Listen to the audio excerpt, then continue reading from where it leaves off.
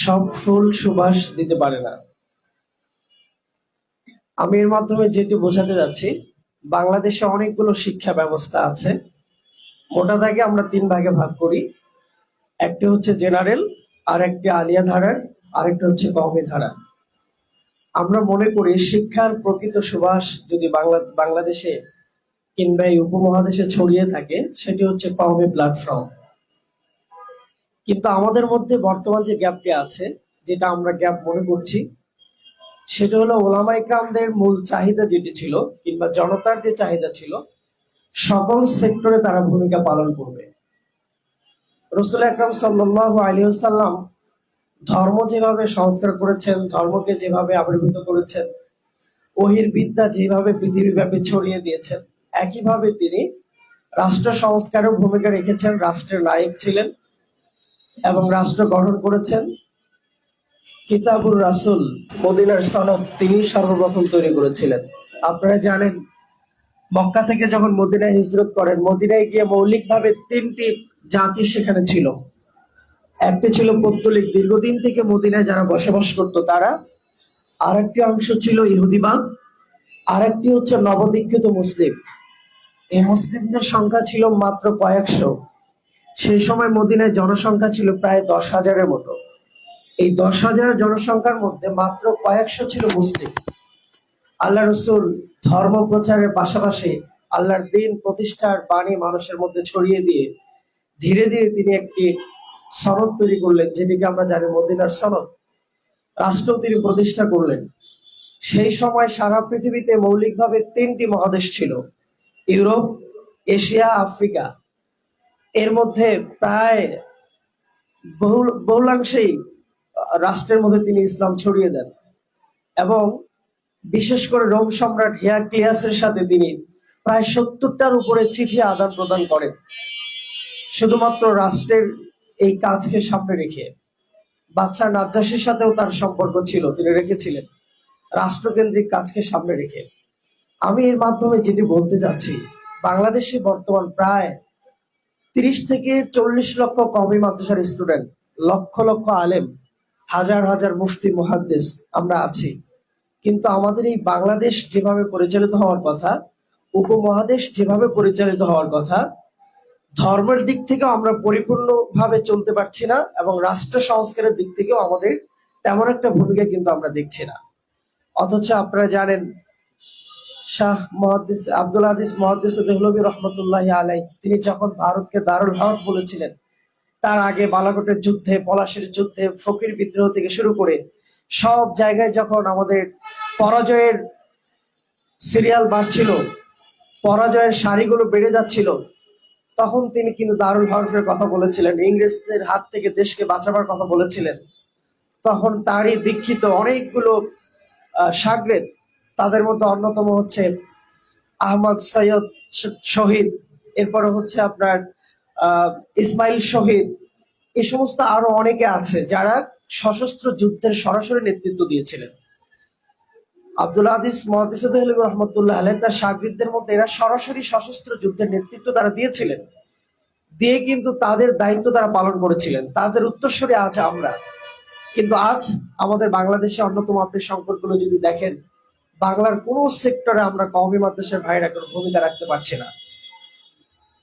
বাংলার প্রত্যেকটা রাষ্ট্র কাঠামোর জায়গায় আমাদের কোনো দায়িত্ব পালনের যে সুযোগটি, সেটি এই রাষ্ট্রে করা হয়নি। অথচ এই দেশে প্রায় 5 কোটি শিক্ষার্থী, আমি প্রায়ই বলি যে প্রায় 4.5 কোটি শিক্ষার্থী এমন শিক্ষা সিলেবাসে তারা পড়াশোনা করছে, যে সিলেবাসে ক্লাস 1 থেকে মাস্টার্স পর্যন্ত পড়াশোনা করার পরে তার বাবার জানাজা তো দূরের কথা, ইন্না লিল্লাহ সহিভাবে পড়তে পারে না। তাদের প্রতি আমাদের দায়িত্ব কর্তব্য রয়েছে। আমি শুধু আমারটা পড়াশোনা করছি, এটা আমার দায়িত্ব নয়, আমার বাকি ভাইদেরকেও বাঁচাতে হবে। সেটা আপনি একা একা চেষ্টা করলেই পারবেন না, এই জায়গায় আপনাকে রাষ্ট্রীয় ভূমিকা রাখতে হবে। বাংলাদেশের আলিয়া সেক্টরে যে আমাদের লেখাপড়াগুলো চলছে, টোটালি ধসে পড়েছে। সুতরাং শিক্ষা ব্যবস্থা আমরা দেখছি একটা জায়গায়, জেনারেলের শিক্ষা ব্যবস্থায় যদিও আমরা বলি তাদের ভিত্তিটা অনেক স্ট্রং হচ্ছে, কিন্তু নৈতিকতার জায়গা থেকে তারা অনেক পিছিয়ে পড়ছে। আলিয়া শিক্ষা সিলেবাসে ধসে পড়েছে।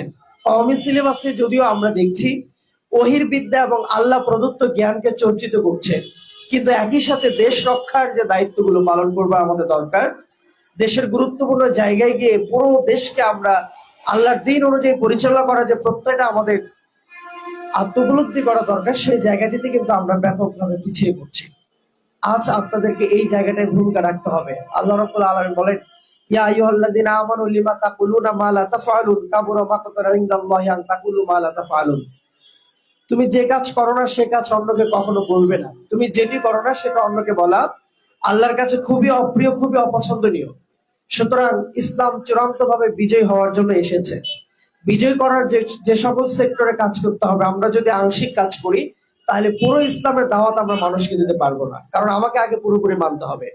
আমি যে আয়াতটি পড়েছি, অকাতিলুকুম হাত্তা লা তাকুনা ফিতনা ওয়া ইয়াকুনা আদ-দীনু কুল্লুহু লিল্লাহ, সংগ্রাম করো ততক্ষণ পর্যন্ত যতক্ষণ না আমার জমিনে দিন বাস্তবায়ন হয়, ফিতনা নিশ্চিন্ন হয়ে যায়। আপনারা জানেন এই দেশে মদের লাইসেন্স দেয়া আছে, বেশ্যাবৃত্তির লাইসেন্স দেয়া আছে, সুদ ভিত্তিক অর্থ ব্যবস্থা আমাদের বাংলাদেশে চলছে। ধর্মের সাথে কন্ট্রাডিক্টরি করে এই দেশের সিলেবাস প্রণয়ন করা হয়েছে। কতগুলো সংকট আছে, এগুলো সংকট মোকাবেলা আমাদেরই কাজ করতে হবে, আমাদেরই এই জায়গায় হাল ধরতে হবে। বেশ কয়েক বছর হলো দাওরা হাদিসের আমরা সনদ মৌখিক পেয়েছি, কিংবা আমরা একটা ফিজিক্যাল একটা সার্টিফিকেট পাচ্ছি, হার্ড কপি একটা পাচ্ছি, এর মূলত কার্যকারিতা কি আমরা দেখছি না। আপনারাও এটা সুফল ভোগ করতে পারছেন না।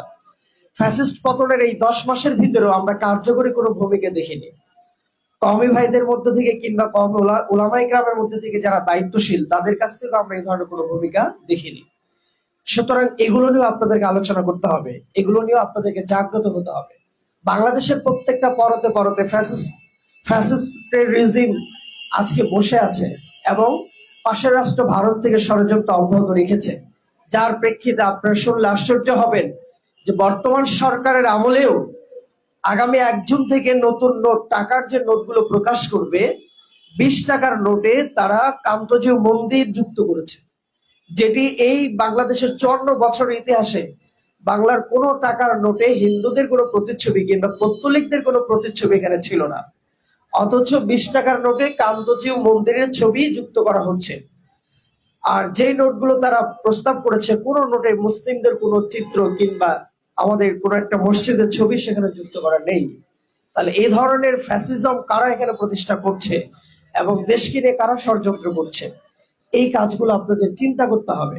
আর শুধু চিন্তা করলেই হবে না, আমাদের পড়াশোনার পাশাপাশি আমরা রাষ্ট্র কাঠামোর জায়গায় কিভাবে ভূমিকা রাখতে পারি সেই জায়গায় আপনাদের কাজ করতে হবে। এই জন্য আসুন, ইসলামী ছাত্র আন্দোলন বাংলাদেশ চায়, ইসলামী ছাত্র আন্দোলন বাংলাদেশ মৌলিকভাবে 3টি ধারার ছাত্রদেরকে নিয়ে কাজ করে, কওমি, আলিয়া, জেনারেল সবাইকে নিয়ে কাজ করছে। কারণটি হলো, যারা শুধুমাত্র জেনারেলে পড়াশোনা করছে তারা ইসলামী ছাত্র আন্দোলন করবার কারণে ইসলামের দীক্ষায় দীক্ষিত হয়ে রাষ্ট্র পরিচালনার ভূমিকা যখন রাখবে, নাস্তিক্যবাদ তার মধ্যে থাকবে না।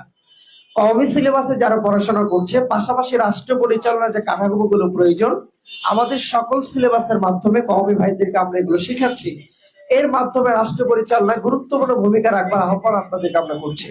এই জন্য আসুন, বাংলার এই পট পরিবর্তনের জন্য এবং উলামায়ে কেরাম এবং উলামায়ে দেওবন্দের যেই রেখে যাওয়া মূল পুঁজি এবং তাদের যে ভিত্তি, তাদের যে স্পিরিট, তাদের যে তাওয়াজ্জু আমাদের মধ্যে রেখে গিয়েছিল, সেটাকে সামনে রেখে এই দেশে আমরা যাতে ইসলাম হুকুমত কায়েম করতে পারি, সকল প্রান্তিক জনগোষ্ঠীর অধিকার যাতে আমরা আদায় করতে পারি, সকল সেক্টরে ইনসাফ যাতে আমরা কায়েম করতে পারি, বৈষম্য মুক্ত সকল সিলেবাস যাতে আমরা প্রণয়ন করতে পারি, সকল সেক্টরের শিক্ষার্থীদেরকে নিয়ে আগামীর বাংলা যাতে আমরা করতে পারি, এই আশা প্রত্যাশা রেখে ছাত্র আন্দোলনের পতাকা তোলা আহ্বান জানিয়ে এবং আগামী দিনে দেশ গঠনে ইসলামী হুকুমত কায়েমের জন্য ছাত্র আন্দোলনের হাতকে শক্তিশালী করার আহ্বান জানিয়ে আমার বক্তব্য এখানে শেষ করছি। ওমা তৌফিক ইল্লা বিল্লাহ। আসসালামু আলাইকুম ওয়া রাহমাতুল্লাহ।